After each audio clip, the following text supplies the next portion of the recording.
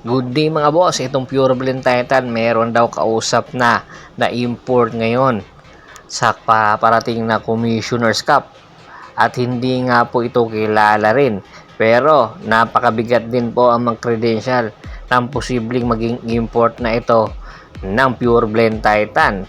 Ang pangalan niya po Michael Gilmore.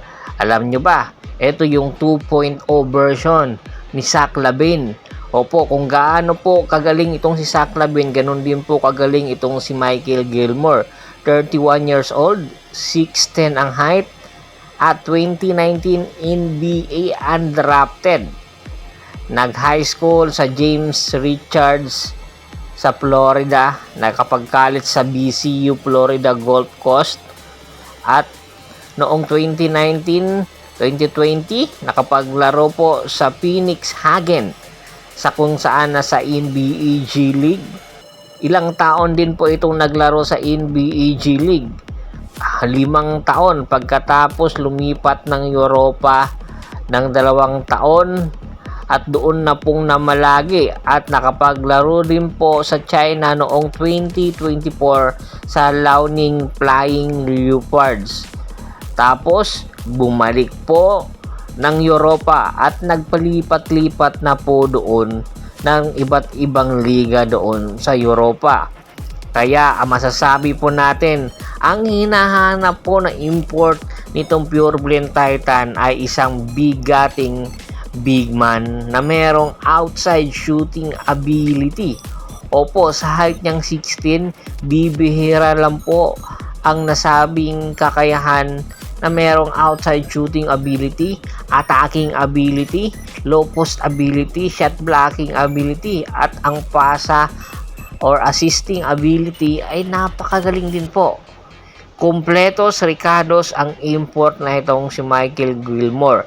Hindi pa man po inaanunsyo ng Pure Blend Titan na ito na nga po ang kanilang magiging import, pero nasa 80% na po ang negotiation na nagaganap. Anytime, posible na po nila itong paliparin katulad ng sa tropang Giga na si Bolbol na hindi man nila aminin, pero sa pangalawang pagkakataon o 2 araw, posible po ay ideklara na po din ito ng Pure Blend Titan. Kaya inaasahan na sa mga susunod na araw mas lalong lalakas itong Pure Blend Titan. Lipat naman tayo sa Barangay Ginebra, San Miguel. Itong si Stephen Holt, alam nyo ba, simula nang makuha nga ito ng Barangay Ginebra, San Miguel sa Terra Firma Jeep, ay napakataas po ng expectation ng Barangay Ginebra dito. Dahil nga po, syempre, NBA, nakapaglaro na po ito sa iba't ibang liga doong sa iba't ibang bansa, especially sa Europa. Syempre, alam natin na bigatin po ang player na itong si Stephen Holt, pero tila yata nabigo sa expectation itong Barangay Ginebra San Miguel. Oo, siya yung nakapag-extend or nakapanalo kontra sa Converge Fiber Xers, dahilan para hindi nga po makapasok sa Philippine Cup ang Converge Fiber Xers, pero hindi sapat yon. 34 years old na po itong si Stephen Holt. Kaya hindi katakataka na anytime, ilang taon na lang ang ilalagin nito sa PBA, ay posible na rin lisanin ito. Pero bago pa man ito na lisanin, kinakailangan na talaga maghanap ang Barangay Ginebra ng isang scoring na Filipino-American. At malaki nga po ang tsansa na ilalagay na ito sa trading block at ang possible po na magiging destinasyon nitong si Stephen Holt kung sakasakali po ay itong Converge Fiber Xers. Bakit kanyo? Kung mayroong magkaka-interest ngayon na kupunan kay Stephen Holt, ito yung Converge Fiber Xers. At dito rin mayroong inaasinta ang Barangay Ginebra na player na po pwede pong ipalit kay Stephen Holt. Sino nga ba?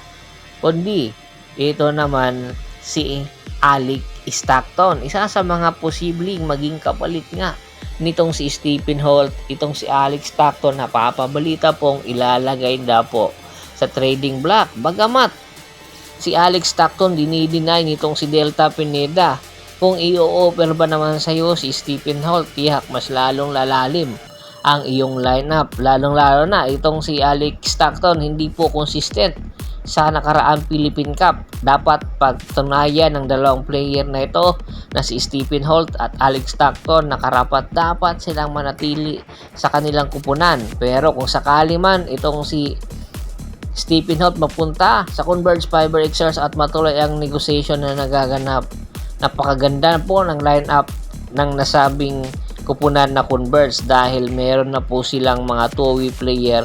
Tapos pag pinagsabay mo pa itong si Stephen Holt at Calvin Abueva, mas lalo pang lalakas itong Converge Fiber Xers. Tingin mo ba pakakawalan nito ng Barangay Ginebra San Miguel para mapunta sa Converge Fiber Xers para maging kapalit itong si Alex Stockton?